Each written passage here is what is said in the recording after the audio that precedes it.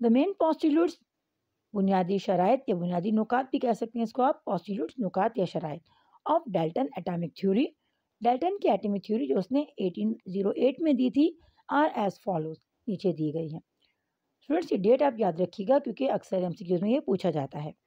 कि आपके पास कौन सी डेट थी वो, तो ये डेट क्या थी आपके पास स्टूडेंट्स, ये 1808 यहाँ पर डाल्टन ने अपनी थ्योरी पेश की थी a new system of chemical philosophy के नाम से। उसके जो बुनियादी आपके पास पोस्टुलेट है वो number 1, matter is composed of very small particle called atom,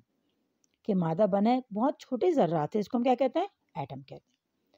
दूसरा पॉइंट इसका था atom is an indivisible particle, कि एटम नाकाबिल तकसीम ज़र्रा है, कि इसको हम मज़ीद तकसीम नहीं कर सकते।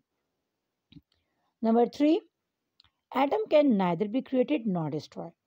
कि भाई ना एटम को हम बना सकते हैं ना हम इसको डिस्ट्रॉय